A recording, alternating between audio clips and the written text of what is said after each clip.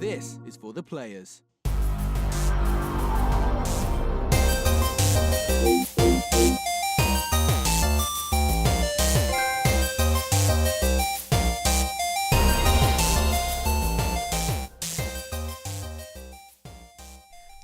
I'm Ryan Betson. I'm Josh Saunders. And this is for the players, the PopCulturists PlayStation podcast with almost 40 years of playing PlayStation and almost 5 years combined in the games media. We thought we'd take off our hat and throw it into the ring and join that PlayStation conversation. If you would also like to join the PlayStation conversation, you can follow us on YouTube, SoundCloud, iTunes, Facebook, and all other social media platforms because we are social media bitches. Yeah, the two things we're sort of pushing at the moment is obviously the Facebook group, facebook.com/groups/the PopCulturists, where we have a lot of our key conversations, and that's where we also pull a lot of topics and stuff in for this show. Look, there's a lot of info in that spiel.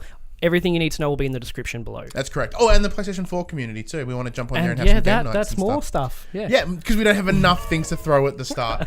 First of all, before we jump in this episode, we want to say thank you very much to the very warm response we received for episode 1. Hell yeah. Much better than I thought we were going to do. Made my heart really, little fuzzy. really good. You know, because our videos are touch and go, yeah? Some of them will get a couple of hundred views, some of them won't crack 50, and then some of them will get 3,500 to 10,000 views. It's all over the place.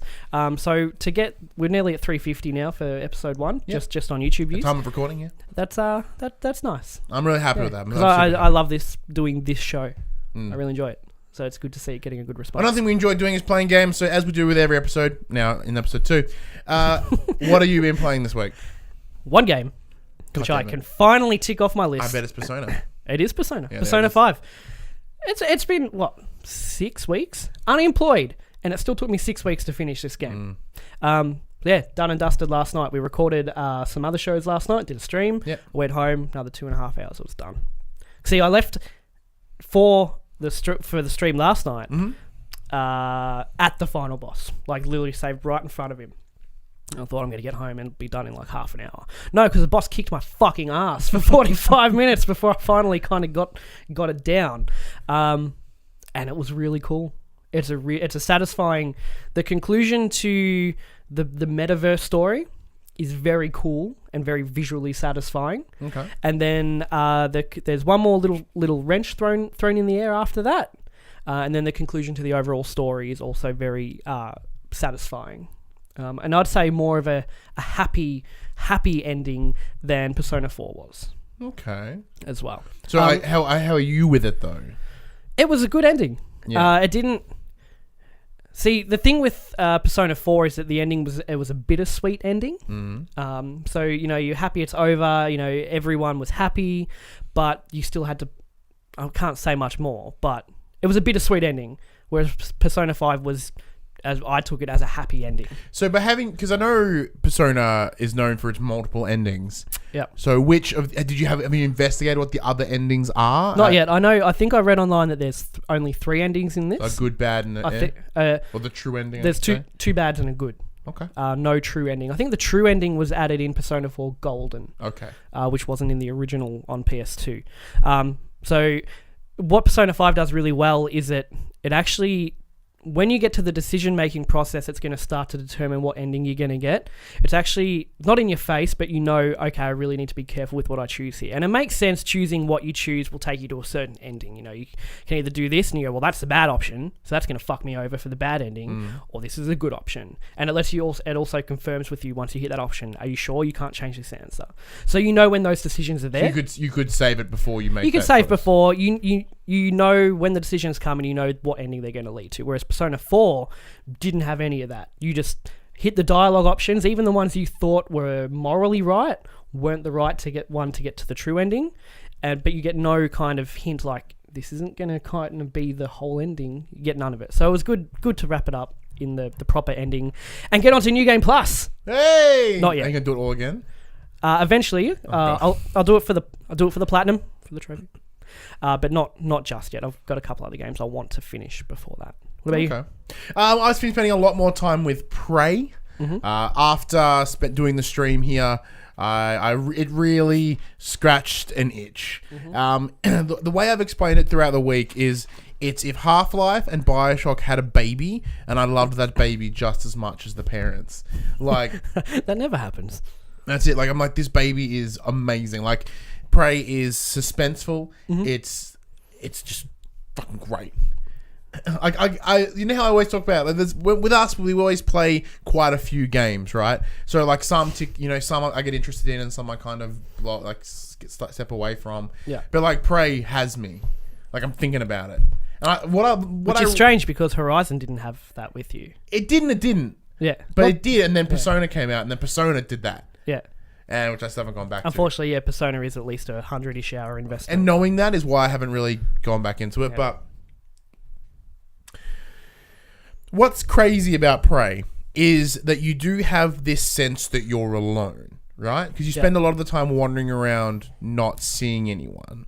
But you go to one of the little security computers. You can see the list of like hundreds of staff. Yep. And most of them are dead, but then there's the occasional one that's alive. Oh, okay. And it's like...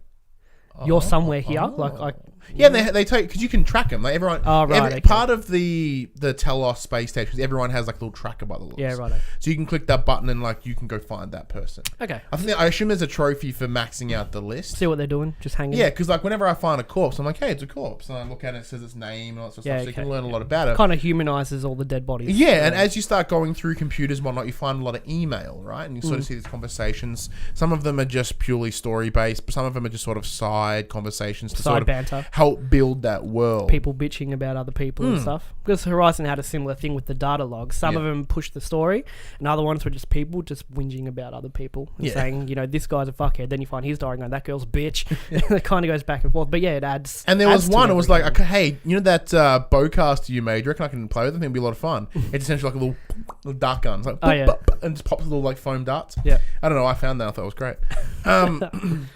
But I've just got to a point where I can now leave the station and go out into space. Yep. Which, as you know, hurts me internally. At the game's in first person. So, do you want to play it in theater mode on your VR? No. Oh, no, I do not. I just playing it on the screen. When you come out and you look down and there's just nothing, I'm like, that'd make a good video watching you do that. It was great. Like, it's a lot of fun. The mimics are really, really cool. It's the gameplay. I hate using the term, but like the mechanic of the mimics is great. It's interesting because like you'll start to learn the patterns of what they do, but they'll always still get you like out of nowhere. Like you walk into a room and you'll do every room you enter in, whether you've been there before or do not. A quick little scan. You walk into it and you scan like what's out of place in this room. Yeah, okay. And this is a lot about the like if there's a computer chair, one computer, but there's another computer chair. It's like that should exactly be there. right. Yeah, okay. So you look in that room and like that's essential a credit to the environmental design of. But this then you game. get the times I'd imagine where you go into a room and you're a little bit apprehensive because you're like, what's out of place? Nothing might be out of place, but the game's doing that to you. Exactly. Putting like you there in are that times mindset. where the room is nothing. Yep. And sometimes it's super obvious. Like I walked in a room, there's a vase in the middle of the hallway. I'm like, that's not a thing. Dunk. Yeah. Yeah. And there's been times where as I've walked in the room, it's clearly spotted me, gone, and became a chair, and the chair fell over. Okay. So I knew exactly what it was. Yeah, so you're taken by surprise, and they like just seize up and panic and just turn into something. Yeah, but at the same time, there are these big phantom bosses where they're like, they don't give a shit. They don't mimic into nothing. They're just like, what's up? And they blow you up. Like, I die a lot in this game. Good. It's fun. Love it. Love it a lot. Good. But as for games being played, that's it for me. I knew from when we recorded episode 1 of For the Players, I knew I was very, very close to the end. So I just put in the rest of my time this week into just ticking that box off. Because as much as I enjoyed that experience, I was kind of ready for it to be done and to move on to something else now. One of some other things I played this week, we did play Little Nightmares on a stream as well. Little Nightmares is very much a sort of side-scrolling platformer, very similar in the same vein to Unravel. With it's almost like Unravel meets Inside and Limbo. Yeah, okay. Yeah. It's really cool. It seems really atmospheric. Yeah, the atmospheric and the art style is what make it great. The storytelling, it's in the same vein of Limbo and Inside. You do have to interpret the story from what I've played. Now, we've not finished it. Like, I want to finish it on a stream. so you get a rough idea. There's not a lot of like, this is your character, this is what their motivations are, blah blah blah. So for you, it's just moving forward. Yep. And there's not a lot in terms of the storytelling of the world. Like Inside, for an example, which as I've mentioned before, I gave that game like a perfect score last year. Is that it tells you, like tells you nothing, but in the way that you play the game, it tells you that's like it hints you what you think the story is, right? With this, I'm not too sure what the story is. The creatures are kind of cool. One of the big selling points of it was that it's your childhood fears in a game. I'm yet to hit that yet. Like I didn't have any jump scares or anything that really got me scared. Like the atmosphere made me uneasy. Yeah. Like some of the characters were maybe uneasy, but certainly not scared. I know it does have a very because my son watched stream all the way through with who do you watch? Markiplier. I like that guy. I like him. He's got a great voice. Oh, his voice. He is the best voice. Anyway, he watched Markiplier play it through, and I caught maybe the last half an hour of the final episode, so I know where it goes. And it seems to be a very surprising, ambiguous ending. Okay. So it does seem to be worth finishing at some point. Yeah, and on top of that, we did also spend some time with The Surge as well. That was last night at the time of recording, so it was Friday night. That was on Xbox. We can't talk about it. No, it's cross-platform, but we just happen to play it on Xbox. Yeah. It's essentially Dark Souls with exosuits in the future. And robots. Yeah. As we explained in the stream as well, like it plays okay. It's not as fluid or as tight. Yeah. It's not fluid as in you can't just the combos don't tie stuff all together. What it was and missing. It's not tight in terms of the Dark Souls controls. Yeah, and what else? The other thing that was missing for us anyway was the atmosphere that From Software is so good at catching with those style of games. Yeah, or even the same one that like Koei Tecmo did with Neo. Yeah. Like the environment of that game helped push that sort of that style of gameplay. And mind you, we were kind of stuck in the first area for a while. Yeah, like, we didn't get to see like much, 20 minutes. But it was it just wasn't too much kind of happening to kind of push everything. I do want to go back. It's one of those definitely go back. Those games always make me want to go back. Yeah. Whether I do is different because I'm the whole get good. Yeah. I'm not very good. Yeah, and you don't get good. Now speaking of good, you have any good news for me this week? As we move into the segment titled Inform the Players. There you go. We got to remember that. We're only new. Don't hate.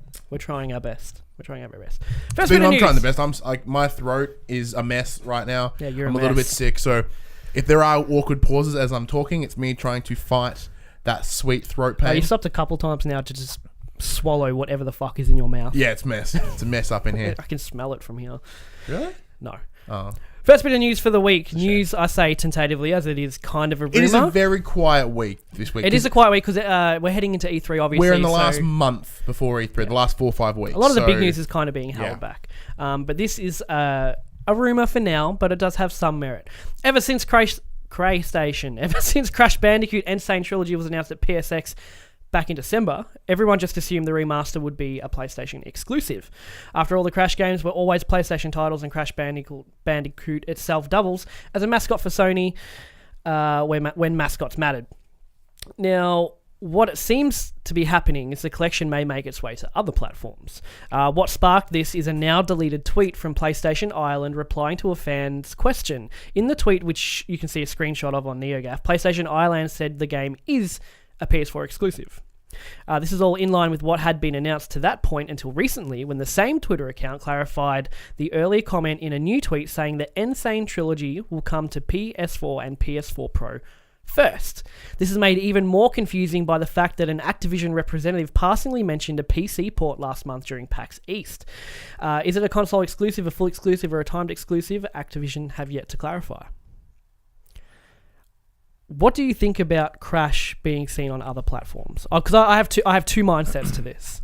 Mine comes at it from two ways, right? One, Crash has been on other platforms before. Ever since once it hit the PS2, when it was no longer when it became an Activision property, that's when it just started going everywhere. Like it was on Xbox, it was on PlayStation. So this is not brand new, right? Wait, it was? Yeah, I had no idea. It was. I could be wrong. Want to check that? Yeah, I'll check it while you're talking. Fact check me. I'm pretty sure that, yeah, so like Spyro and Crash did cross platforms in the PS2 era. So to me, this isn't a surprise, but it will be a surprise if I'm wrong. However, because it isn't a Sony property anymore, it is an Activision property. Activision is smart. They're a business. They want to make money right? So they want to make money wherever they can. I'll just jump in. The Xbox 360 had the Wrath of Cortex, Crash of the Titans, and Crash Mind Over Mutant. There we go. Not the original. Damn awesome. Not the original game. So Yes, no. Crash 1, 2, 3, and Kart will only ever on PlayStation. Well, yeah. So it makes sense from Activision, unless there is some sort of timed exclusivity. Like, that would be great. But at the same time, when people think about franchises, right, whether they want to or not, they will think of where that name came from, right? it'll be normally wherever they played it first. Yeah, like, to me, Crash will always be PlayStation. To me, Tomb Raider will always be PlayStation. To me, Final Fantasy will always be PlayStation. Yeah, Final Fantasy. To me, Metal Gear will always be PlayStation. Mm-hmm. Like, these are things that I like. 'Cause granted, all of them at some point have been on other platforms, but to me, they're always PlayStation. Yep. And I think that'll be the only difference. I think even if they do the 12-month exclusivity deal, no one's going to give a dick after 12 months anyway. As in, like, anyone that wanted it will have got it, and any money that Activision make after that 12 months is just added change. See, I agree with you on all of that, but my perspective as a fan, like, get your fucking hands off my Crash. You know what I mean? Like, there's something a little bit, to me anyway, as a fan, a little bit dirty about, what used to be an exclusive being eventually spread onto other platforms. Like, it's just, I get it from the business sense, but as a fan, it's like, no.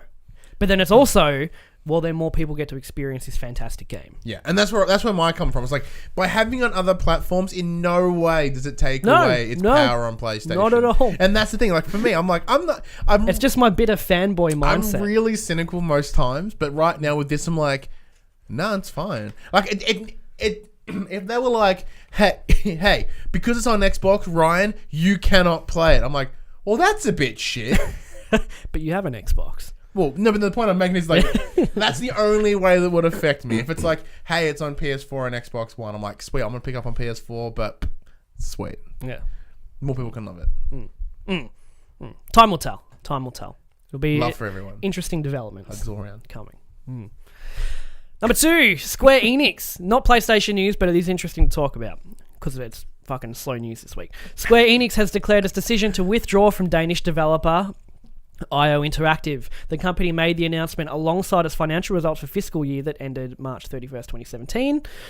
In a quote, to maximise player satisfaction as well as market potential going forward, we are focusing our resources and energies on key franchises and studios, Square Enix said in its statement. Continuing, as a result, the company has regrettably decided to withdraw from the business of IO Interactive, a wholly owned subsidiary and a Danish corporation as of March 31st, 2017. IO Interactive, the developer of Hitman and Kane and Lynch, found itself in the Square Enix stable back in 2009 when the Japanese publisher acquired IO's parent company, Eidos Interactive. What the news means for the future of the studio itself and Hitman series is unclear. Last year, Hitman Season 1 left the current story in limbo, and as of August last year, IO Interactive was planning for 3 seasons of the episodic game. IO Interactive has been focused entirely on the Hitman series since 2013, when the studio laid off half its staff and cancelled all non-Hitman projects and initiatives. Word of the split comes alongside news that Square Enix has otherwise enjoyed, quote, record high net sales, operating income, ordinary income, and profit attributable to owners of parent for the fiscal year, whatever that fuck that last one means. It's all I understand because Square's having a great time recently. Overall, Square's just rolling in it more than they have for a few years, and Hitman has just lost its appeal. And if you own a studio, to you. No one fucking talks about it. Like, you don't see it in the news. You don't see people gushing about it. It's there. I it do. exists. I've never heard you speak about Hitman in my because life. I've never played it. Like, I have no, but as in, like, I hear people talk about it. Oh, I don't at all. Like, with the whole, like, not since the season ended, of course, like with the latest game, like people really enjoyed the Hitman season. I'm not saying they don't have like, a fan. And like, there is a fan base there, and by lid, it doesn't like. I would like to know the reason behind this business decision. I don't know what it can be, and like, because Hitman does make money, not a lot of money comparatively, but I can't see the justification of doing that. Maybe it didn't make much. Like, maybe it didn't make enough. You know, Square would be looking at all their all their subsidiaries and going bang, bang, bang, bang. They're all up here, but then IO's sitting a few peaks down. It's like, well, do we even need them anymore? Probably not. And that sucks for IO because they do good stuff. So this doesn't seem to be the end of the studio. Just at the moment, they are without direction. But they haven't announced that they're disbanding or anything like that. Yeah, like so essentially. Sorry, I'm just still choking on shit in my throat. Get it out. Get it down. So, what my question is now: is Hitman therefore technically a property of IDOS and IO? Therefore, it can't be continued, or can they take it with them? Because if they can take it with them, someone will pick them up. Yeah. Without a doubt, someone will pick up IO and they'll continue the Hitman. And you know who it'll be? No idea. Sony. Actually, I could picture them more as a Microsoft line going forward. I think it would be interesting. I think Microsoft needing more exclusives, as we talked about, like it would make sense to Hitman would be a good one to pull over. Number 3. People would be butthurt about it if it came exclusive. Oh, of course, yeah. But do you want the company to still exist or not? Yeah. That's what it comes down to. Number 3, Parappa the Rapper creator Masuya Matsuura and Keiichi Yano of Gitaru Man and the Uendan, sorry, that's a lot of weird words, isn't it? Are teaming up for a new story-driven rhythm adventure. Remember when rhythm games had stories? These two do. Ryan, do you remember? No, not really. Parappa the Rapper. I never played Parappa. Oh, fuck. Why did I put this news in then? I never played it because, once again, it came out when I was on PS1. When it was PS1 time, I had a lot less money. I wasn't able to buy as many games as I do now.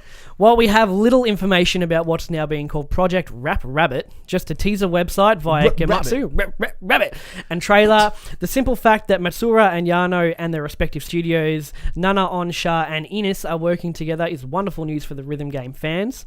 In a day when most games in the genre aren't much more than a song list to tap along to, we could really use some of that Parappa Elite Beat Agents magic. Well, I don't appreciate that stab on Rock Band right there. Fuck them for that statement alone. No, I don't think that's what they were referring to. Just the other rhythm games out there. What's the VR one? What's the VR one that we Res played? Infinite. Yeah, I think it's Res. I love rhythm games. Oh, dude. I fucking not talking about Rock Band, but what's the DS one, the Final Fantasy one, where you're battling, but you're tapping buttons along to like the old Final Fantasy tracks, and if you hit the right notes, they do their attacks and stuff. Okay. Love it. Fucking love it. So I'm keen. So I did jump in and try the demo for the Parappa the Rapper 20th anniversary, whatever the hell. Oh yeah. Only because I was sort of curious on what it was. Mm-hmm. It plays not very well. You mean it just hasn't aged well? It hasn't aged well. Okay. So I'll be curious to see where these guys go with making a new one. I think that would be very, very interesting to see. Yep. I do like that genre. I like that genre a lot. There's never, out of all the genres I love the most, like Rock Band is pretty much up there. Like I spent thousands of dollars in that game. Music games. Oh, I love that Rhythm game. games, yeah. In terms of a story, I'm curious to see what it is. You have to wait and see. This is promising to me. It's piqued my interest. Because these two are, the pioneers of the rhythm gaming genre with the stories they bring as well. So it's good. It's good. It's all good. You know, else is good. What? Horizon got a patch. Oh, that we talked about last week. We're following up because the details of said patch are now available. Announced last week, Horizon Zero Dawn Update 1.20 is now available to download on PlayStation 4, reportedly about 250 meg. With 1.20, you'll find several improvements to photo mode, new custom HUD options, filters, and a legend added to the in-game map. And in the quest map, bug fucking fixes, and much more. I just want to talk about the improved photo modes because they've added in some new poses for Aloy. She does the anime like waifu, like the peace sign, which we predicted last week. Does the love heart, which we also predicted last week, and a couple others. Did we get a metal hands? I don't think we got metal hands though. Boo. That'd have been amazing. Like the whole game's structured around metal, like, metal, or like a head spin. Yeah, that'd be around. They added some facial expressions for her as well. Is it metal face? Really angry. Added in look at the camera mode, so she looks at the camera, and like greeting card to make it like a card kind of thing. And also heaps of quality of life stuff, especially for the map. You know how cluttered the map looks? Map's a mess. You can now filter things on and off. So if you're focusing on one thing, and there's heaps of other stuff in there, it's actually a really solid patch. Nice. So props to Guerrilla Games for continuing to do I need to go back cool to that game things. so bad. No, you won't. I won't. Fifth and second last bit of news for the week. Just letting you guys know. Sony's latest flash sale has begun on the PlayStation Store, bringing deals for all of their platforms. On PS4, you can get Doom for just $20, or XCOM 2 and No Man's Sky $24 each. Mirror's Edge Catalyst and Axiom Verge, with support for VIIta cross-buy, dropped to $10 each, while Assault Android Cactus is $4.49. Yes, old game. Risk of Rain VIIta cross-buy, only $3.49. And also to coincide with the movie release, the week that we're recording this, Alien Isolation for $17.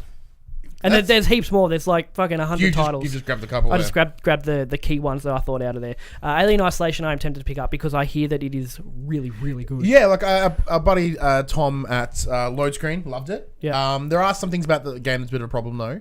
Is like although when you're battling the xenomorphs and it's just getting all up in your shit, like that's when it's its best. But then there are moments where it's kind of like you're fighting all these synths and they seem to be unstoppable for some reason, and the game's a bit too long in the tooth. What I heard about it that piqued my interest the most is that Alien kind of seems to learn. Yeah. So if let's say you're hiding under let's say you run from it, you get into a room and you hide under a table. It comes in the room, it looks around for a while, it eventually finds you under the table. You die, you restart. You go back into that room, you hide somewhere else. He'll come into the room and the first thing he'll do is check under the table because that's where he found you last. So it keeps you thinking on your feet. I can't hide in the same two places and I need to adjust on the fly what I'm doing. So that, because horror games, like Outlast, I'll just get under the bed and they will never find me. Yeah. Whereas this, from what I've read, the Alien seems to kind of learn as the game goes on what you like to do to hide, and it will adapt to that, which makes it even scarier. Oh, there are some other bigger games that are part of this May sale as well. Now, obviously, they're not as cheap as those ones, but like Correct. Nier Automata is on there as well, which sort of got me tickled. Yeah, I am going to get that. I want to get through the Darksiders collection first. Now the Persona's gone. Which I also purchased. Then I've got the Bioshock collection to get through. Oh, damn. And then I'm free to either get Neo or start Persona New Game Plus. I don't know yet. But they're the games that are cheap. What's the next bit of news? Next and final bit of news. The top 10 PS4 games for the week ending the 7th of May 2017 are out. Starting from number 10? Starting from number 10, Rainbow Six Siege. Yep. Props to Ubisoft for managing to keep it in there. Number 9, still hanging in there somehow, GTA 5. I have no idea how that works. I don't know how. Can't everyone that owns it by now? Like, Jesus. It's like 18 million or something at worldwide. Number 8, Call of Duty Infinite Warfare. Not surprised. Number 7, this makes me happy, Little Nightmares. It was number 2 last week, wasn't it? Was it? I think so. It's still in there 2 weeks in a row. That's really good for an indie game. Number 6, Sniper Ghost Warriors 3. Yep. Number 5, Persona 5. Yes. Number 4, Ghost Recon Wildlands, still up there. Number 3, Horizon. Number 2, Prey. Nice. Now, Ryan, with all those big games, what on earth could have beaten all of them quality, including first-party Activision titles? I'll let you read it out. Look, the answer is, in an Australian top 10 list of MPDs, right? Who would have thunk that AFL Evolution was the highest selling PS4 game in Australia? It makes perfect sense, man. It does make perfect sense, but it's still just... It's like you look at the... caliber of games. You look at the caliber of the games. You got Atlas, you got Activision, you got Rockstar, you got Bethesda. 2 games. 2 Ubisoft games. AFL Evolution, ladies and gentlemen. See, that to me, that makes me so happy. It does make me happy. Only because, as I said we discussed in the stream as well, I want to see this game do well because that means they'll make a new and better one next time. Like if they can, if when it comes to getting more money for it, they can go to an investor and be like, we were number 1 the week we came out. Yeah. So imagine what you could do if help make us a better I think game. it'll still be in there for another 2 weeks. It'll obviously be dropping down, but I think it'll hang in there for a while. Awesome. So good news. It's weird. It's got to be one of the upsets of the year. Not that it's a competition, but it is. Well, I guess It's the number 1. What's the studio that made that game? Wicked Witch and True Blue Games. I don't know who they are, but props. Because technically that game is an indie game, right? Yeah. So that's an indie game out of charging AAA price. Yeah. But props to you guys. If you happen to see this, well done. I know you had a great time with it on the stream with our buddy Craig. Yeah, we had a good time. Had a really Reviews good are not coming in so well, but as I said, like for what we did with it, I had a ton of fun. I thought it was great. I'm glad you did.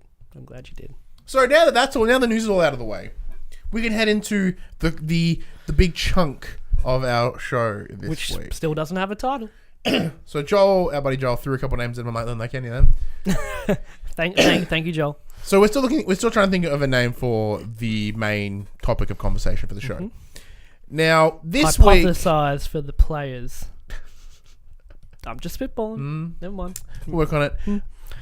So one thing that gets talked about almost all the time by any PlayStation fan, when it comes to any conference time, whether it be PSX, whether it be GDC, whether it be E3, they're always like, what if Where's the Sony... VR support? No, apart from that. Oh. What if Sony was to announce the Vita 2? So what I want to talk about is I want to discuss the potential of a Vita 2. What do we think it would be, look like? What do we want it to be? Okay. Go from there. Sony are just crazy enough to do it too. Crazy motherfuckers. So, look, obviously, you'd be silly not to think that Sony isn't keeping a close eye on the Switch. Yeah, and that came from a question from Dave as well. Yeah. One of our lovely viewers and listeners, Dave, he did say, are Sony keeping an eye on the Switch? And the answer is by far yes. Oh, absolutely. Even Microsoft will be keeping an eye on it as Everyone well. be monitoring the Switch, right? So I'm in the same place, that they, by Sony stopping working on the Vita, right? Yeah. It essentially opened up the handheld market to solely Nintendo. They just gave it up. They're like, you know what? Have it. Yeah, and I think that is a very dangerous thing. But at the same time, Nintendo were at such a lead they would have never caught up anyway. But also at the same time, Nintendo aren't smart enough to give themselves full monopoly of it either. Yeah, and they're not smart like right now, right? Like they're not Yeah. smart enough to make a solid decision around what the Switch. They're dropping actually left, right, is. center. They've got the market to themselves, but they still haven't figured out what to do with it. Yeah, and I think that's exactly why Sony could and should jump back in. It's time to swoop back in.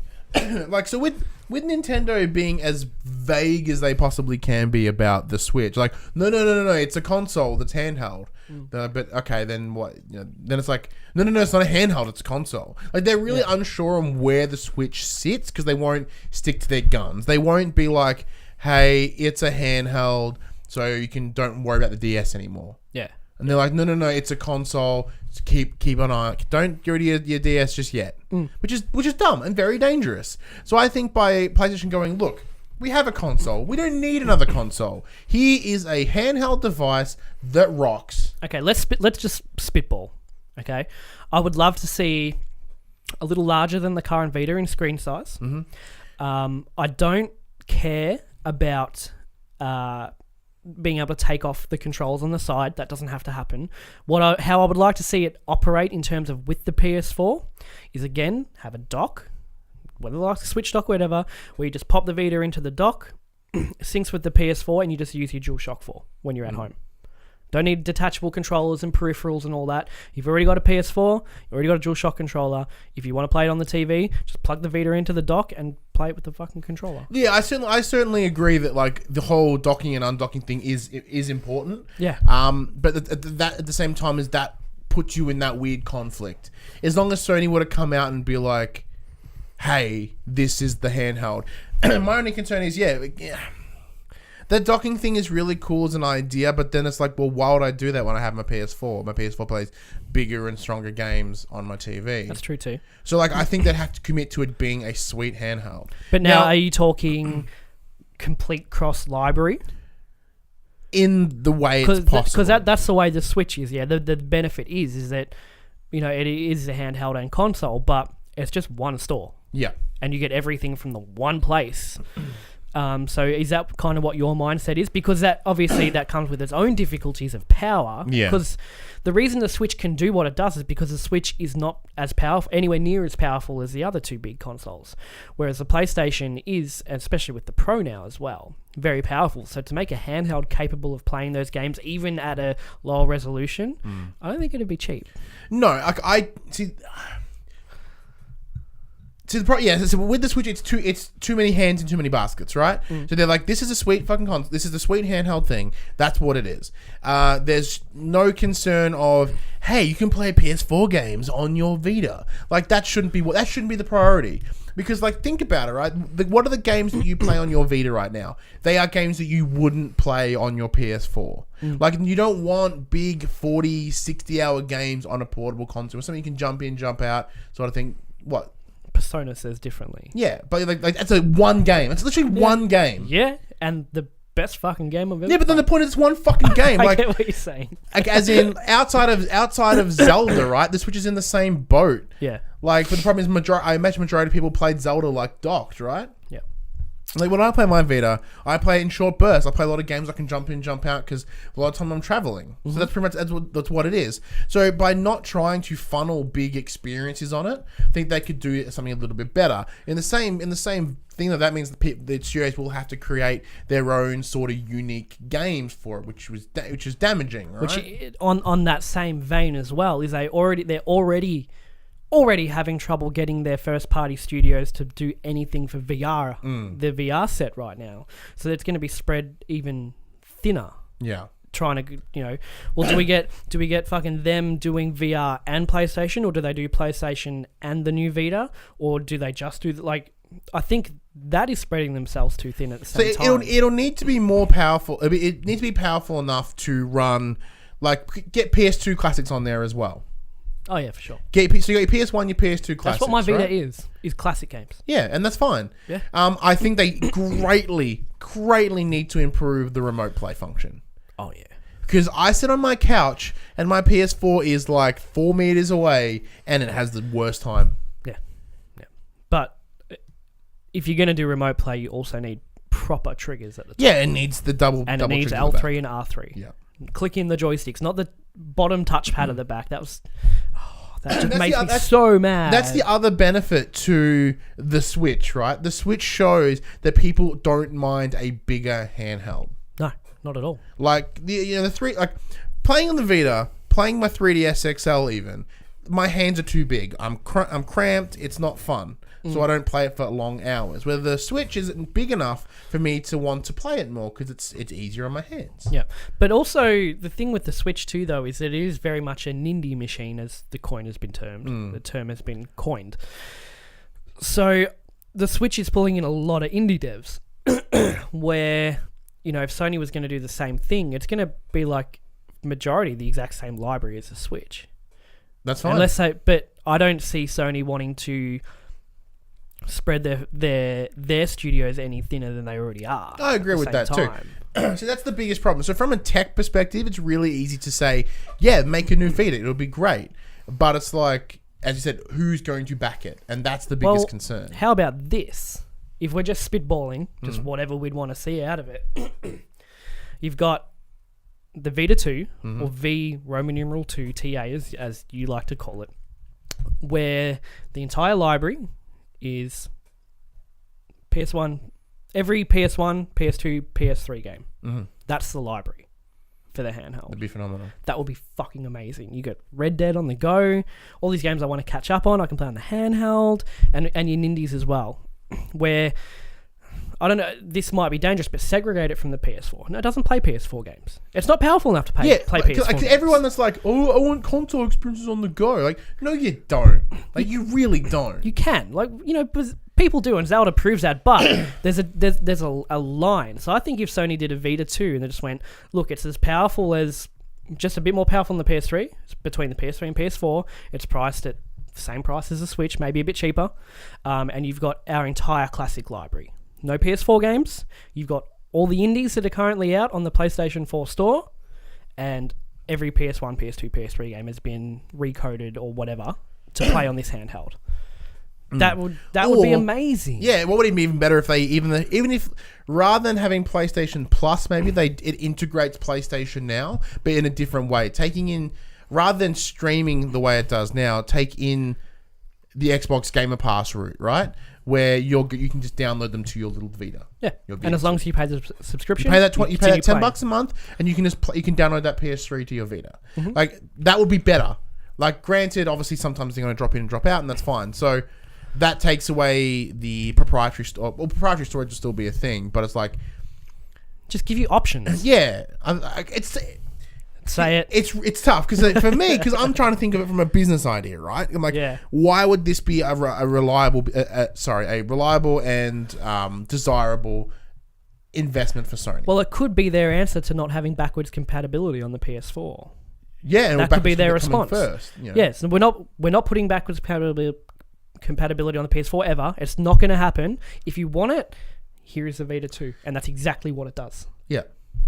Because we don't need to put it in the box. So you take it. Maybe make a way that. And then that's when the docking would be handy, right? If you plug the USB from the Vita into the PlayStation, pop in a PS3 disc, you can just download it straight to your Vita. Oh, that'd be beautiful. That would never happen. That's what Xbox is doing with their backwards compatibility. But that's that could be their answer to it. But like, if you did want to play what was on there on the screen, right? Still have remote play. You could plug the Vita 2 into your PS4. Open up an app and it runs off the Vita. Have the dock. That'd be better than a dock, right? Like they'd be integrating the whole ecosystem in one go. Plug, play games. Yeah, or whether the Vita 2, the dock, or the cable is plugged into the USB on the PS4. That's what I'm getting at. Yeah, full circle. Yeah. So as in like that was all the same system. You plugged it. But it's all automatic too. If you put it in the dock, you don't have to open an app on the PS4. It just recognizes that's plugged in. That must be what you want to do, and it does what it has. I'll disagree with that because what if you're charging it? You don't want it to be like, oh, you're like, oh fuck. I don't know if I want to be a charging dock too. Plug it in, and it goes, hey, did you want to play? Oh yeah, with a prompt. Yeah, I guess. Yeah. Hey, we've noticed you've plugged in your Vita 2. Is that what you want to play right now? You go, yep. And then it opens that app, and then it reassigns the DualShock to the whatever, and you play it just fine. Like that would be beautiful. In terms of how that's actually doable, I have no idea. So to summarize all of this, what I want, yeah, what I've discovered that I want through this conversation is L3 and R3, L2 and R2 buttons, not touchpad, slightly bigger screen, a dock, and it be their backwards compatibility machine. Yeah. Just that. Like, that's what I would be happy with. I wouldn't expect new titles, except for the indies that come over that can run on it. I wouldn't expect new titles. Let me have your whole back catalogue from last gen back, and I'm a fucking happy camper. See, I think the key word there is there's no expectation of big games coming to it. I think the biggest problem with the Vita is the expectations that Sony themselves put on it when they first released it. Oh, for sure. They're like, this is going to do this, this, and this. We're like, woo! And they're like, but we're not supporting it. It's like, hey, Naughty Dog, can you make an Uncharted for the Vita? Like, but we're nope. Trying to make Uncharted 2 with your console that has like 30 million units out right now, and you want us to do this for the new thing? They're like, okay, no. Sony Bend, can you make us an Uncharted game? I just picture just Naughty Dog as being like Naughty Dog to me, just picturing each PlayStation first party company as a person, and Naughty Dog is the employee that's been there longer than the boss has, and is fully capable and happy to tell the boss to fuck off. I'm picturing Sony going, hey, can you do this? And Neil Druckmann just going, no. Fuck out of my office. Okay, and so just hanging their head and walking away. There are a lot of things that we agree on, right? I think it does need a bigger screen. It needs to be a bit of a bigger design. It does need the additional triggers as well as the joystick buttons. That's fine.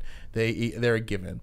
I think some sort of integration into the ecosystem would be its best, because there are backwards compatibility. As I said in last week's episode, on paper, fucking awesome. No one ever really does it because they're always too excited over here with the new stuff. And that's fine. So if they so rather than saying, hey, there will be, like, we could say there's new games coming to the Vita 2. They won't be big games. We're not forcing anyone to make games. It'll just be the indies. If they want to, can. Yeah. If any studio wants to make a game for it, off their own back. No. Not with our backing. No. If someone came to them and was like, "We want to make a game for the Vita," they're like, "Okay, what do you need?" But rather than being like, "You have to make this game," because that was like they talk about Guerrilla Cambridge, right? Yeah. Like the last two things they worked on was Killzone Mercenaries for the Vita, and then Rigs on VR.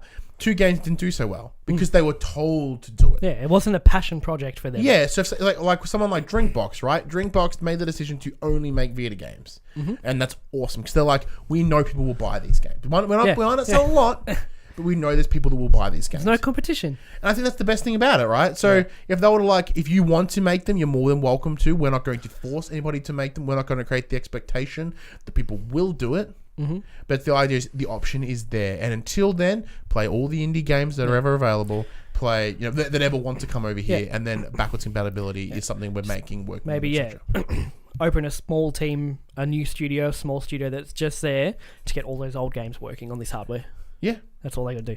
Like I said, I don't see them justifying that expense. But they want it. But I would love. But they will. I would love to see that. I want them to. I think that would be amazing. See, at this point now, if the Vita 2 is ever announced anything less than that, having full backwards compatibility for the back catalogue, I'll be instantly disappointed. What was it, sorry? What are you looking at? I'm pulling up the questions for the next section. If the Vita 2 ever does come out and it doesn't have that backwards compatibility that we talked about, I'll be instantly disappointed. Because regardless of what else there is, I'll be instantly like, you're doing it wrong. This isn't what you should be. What are you doing, Sony? We sent like, watch this video. Yeah. Well, that's our Vita 2 thoughts out of the way. Of course, you guys can join the conversation as well. Comment below. Let us know what you think of all the socials, etc., everything as well. Come and join the chat about what you think your Vita 2 needs. Are we wrong? Of course, we're probably wrong. Of course we are. This is where we move into our next segment, which is called From the Players, where you lovely viewers and listeners let us know what you want us to talk about. Join the conversation. Ask us some questions. Direct the conversation. Direct the conversations. And that is a segment title that actually works. Yeah, it does. Yeah. So our good friend Jono says, which PS4 games would you want to see on the Vita? And I think that continues from the conversation, as we don't want to see PS4 games on the Vita. No, but if they were going to come, I'd be happy. Oh, don't get me wrong. Because like for him it was Stardew Valley, right? But Stardew Valley is a game that's not. I wouldn't. It is a PS4 game, but it's more. It's not as powerful as a PS4. It's not like I want Prey. Like no. Are we talking within the realms of possibility that the Vita could run it? Yeah. Is that what we're talking about? Or at least even if it's marginally scaled down. I don't think it's a stretch that Persona 5 would run on the Vita. I think it would run just fine. Because I think it's on PS3 in Japan as well. Yeah, see, that was the biggest thing I had with Persona 5 is that I really... Because I just played Persona 4 for 80 hours on the Vita. I wanted to continue playing it on the Vita. I would have loved to have Persona 5 on the Vita because I couldn't play Persona 5 when I had my kids over because they had the TV because, we're playing games and doing the things. So I couldn't play it. And it was frustrating. Why didn't you use your remote play? It's my goddamn TV because they use PlayStation. Oh, of course. Yeah, dang. Yeah, dang. Like definitely that style of game. Just I don't want shooters on the Vita. Yeah, shooters are tough to work. Screen's too small. Yeah. I don't want the big games like open world games like The Witcher. No.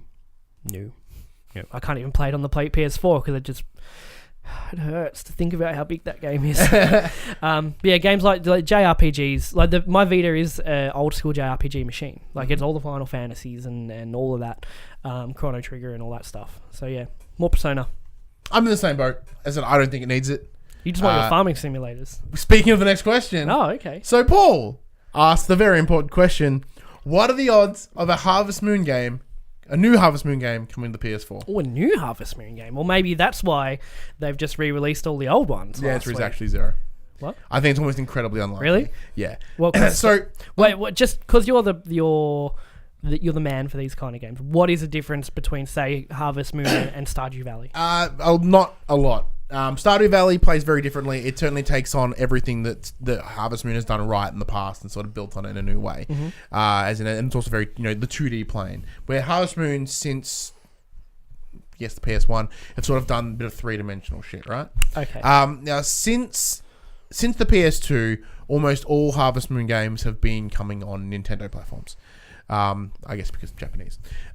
So Natsume, who were originally the creators of Harvest Moon, the key creator has left and since joined Marvelous, I think. So any Harvest Moon that's come out the last couple of years hasn't been created by like the OG man. That guy went off to Marvelous to, I think it was, pretty sure it was Marvelous to go make Story of Seasons. Okay. So that's when Story of Seasons came out on the Vita. I was like, oh, it's OG Harvest Moon, peeps. Yep. Get it. Did you? Oh yeah, there's a sequel. The second one that came out, A Story of Seasons, Trio of Towns. It's not available in Australia yet. I'm trying to find a way to import that bad boy. It's very unlikely.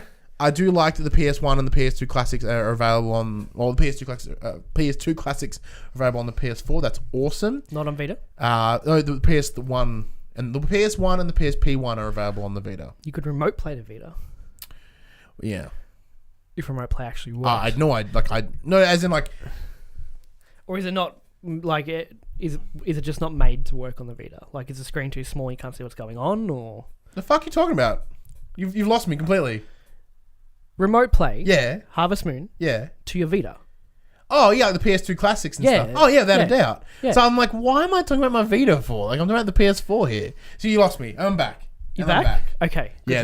Maybe these cold and flu tablets have fucked me a bit more than I thought. Good to have you back, Ryan. Yeah. Thank you, Ryan, for joining the conversation.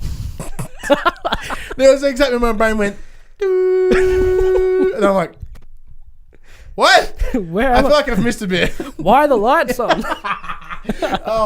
Okay, so yeah, it's very unlikely simply because of by the looks of it, the deals that Natsume and I guess Marvelous now have with Nintendo. Because I know Marvelous is working with the Switch. I think the closest we're going to get is like Stardew Valley, like a Harvest Moon-esque game. We'll never get a Harvest Moon game by name on PlayStation. Okay, that's a shame.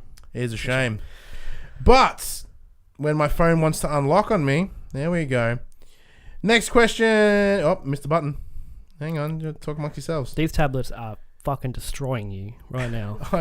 I'm a little fucked. I thought I was fine. Lucky we're towards the end of the show. I thought I was fine, and then as I'm sitting in here longer, everything's like. Boo. It's because of the heat in this room from our lights. Like I do feel like crazy lightheaded. Because you're like, hey, I got new globes for our lights. They're white. Sweet. You didn't tell me they were 4,000 watts. I didn't know that. It's like too many suns pointing at our face. Spacey right now. It's weird.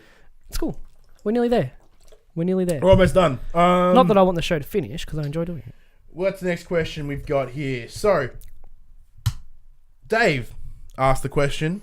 What should Sony's next exclusive IP genre be? Okay, so we've got did we say first party or just exclusive? Exclusive. So we've got JRPG with Persona. We've got open world with Horizon. We've got every other genre in Nier, apparently, because it just does every genre. I want to see a first person shooter. A story driven 20-25 hour first person shooter. Not like your Destinies and not like all of that. Not like Call of Duty. Not like COD at all, but just a really engrossing FPS. Because they've nailed all the other big genres at the moment. I agree, and to the strength of PlayStation, and now I know this is an opinion that's been like agreed upon a bunch of other places.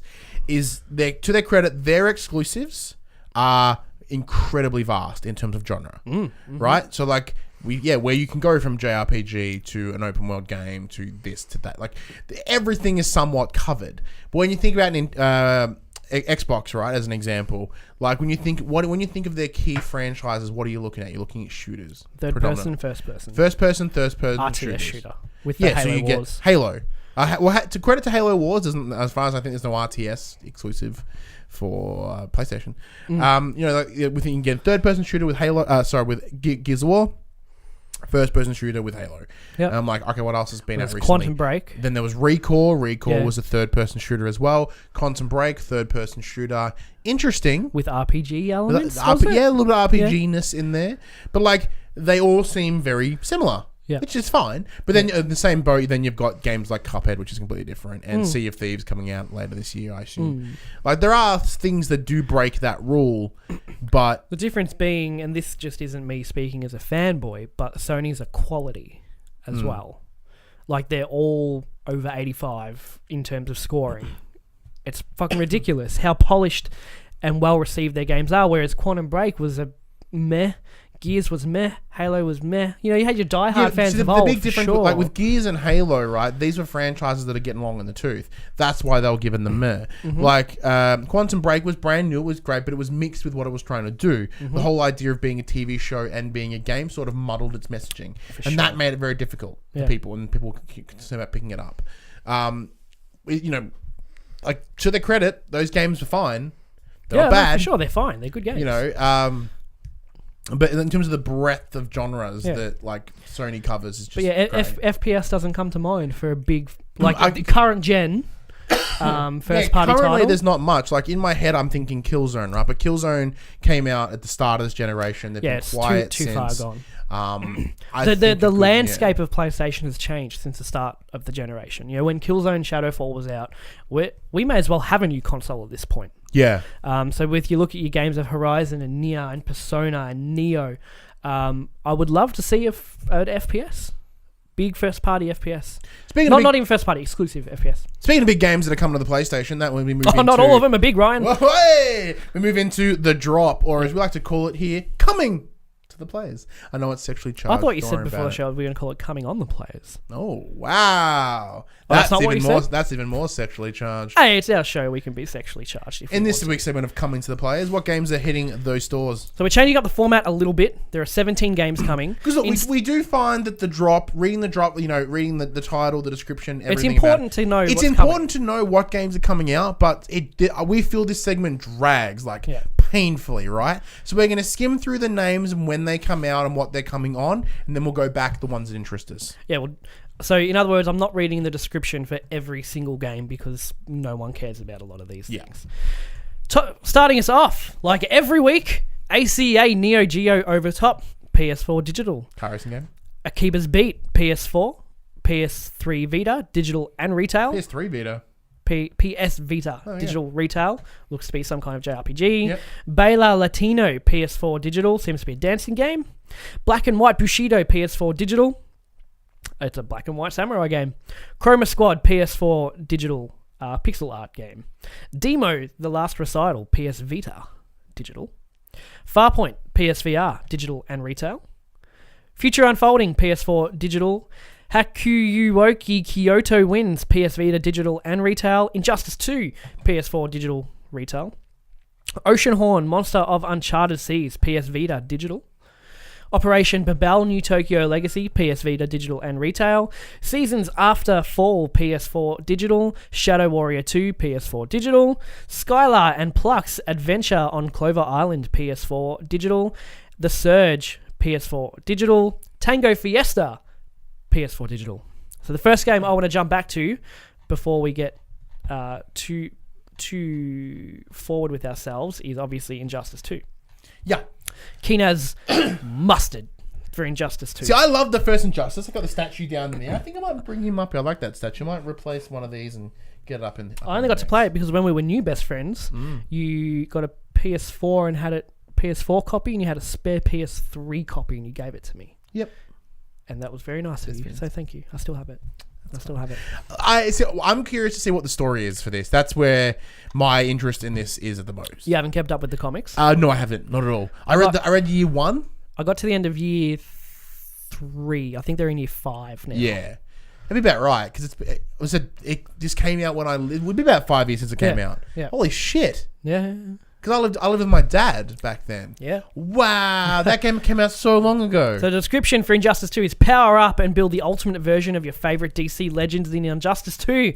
With every match, you'll earn gear to equip, customize, and evolve your roster. That gear system, it seems so interesting. Like, you'll be able to create the character that best suits you. Yeah. And that's what's awesome, because like, when the original one is like, once you find that player that you know how to, like, that character you know how to control best, like, nothing changes. Like, you just...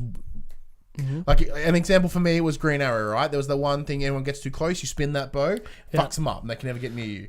Like, and that was my thing. I knew how to do that, and that would be one of my key moves outside of trick arrows and shit. Yeah. So, like, knowing that I can adapt him and make him different stats. If I want his attack to be stronger, I want him to be a little bit slower, but to punch a little bit harder. You know what I mean? Like, things like that. I think in terms of a potential competitive scene, I think that is awesome. It's awesome, but there'll also always be the best build. There always is with these games. Yeah. If you want to play competitive Green Arrow, this is the gear you need. These are the stats you need on it, because that's just scientifically and mathematically the best. Yeah, but even then, depending on obviously what the creative freedom is like for me, it's like, well, if I want to play a faster character, doesn't have to be hit as hard, but if he's faster, he can hit more often. Yeah. This game doesn't interest me at all competitively or online. Oh, not me at all. Like, I suck at this game. But what really kind of pulled me in, a few weeks ago, they released the Joker's finishing move. Mwah. Like Italian hand. Oh man, because it's a throwback to crowbarring. Name. What? Death of the Family. Who'd he kill? Jason Todd. Yeah, because he kicks him back into the chair, and then he's got a crowbar. And he just punks him on the head a few times before he does all the rest of his shit. But it's a cool throwback to that moment, because he pulls the lights go down too, and the spotlight's on the chair while the other one's in it. It's so cool. And the flash on where he like brings Grodd like through time and smashes him into a pyramid and then into a T-Rex, and then comes back through a portal on the other side of the screen where the Flash and Grodd start the move. So it all comes back on itself. So it comes full circle. You know what I mean? He comes back a few seconds before in time that he himself 10 seconds ago started that move. Yeah. Oh man, that's so cool. The super moves, because they're not fatalities, or the equivalent of fatalities. They're always pretty fucking great. They don't always finish a match. They're always great. No, but like, that's like a big dent out of someone's health. For me, the big one is Farpoint. Yes. On top of that as well, right? Yep. Farpoint interests me in a big bad way. Can you read that description to me, please? I can. Farpoint is a riveting VR space adventure set on a hostile alien planet. On a mission to pick up scientists studying an anomaly near Jupiter, a sudden rupture nearby sends you and their station crashing onto an unknown alien world. Separated from your colleagues, you must use holographic logs scattered throughout the landscape to reunite with the scientists and escape the planet.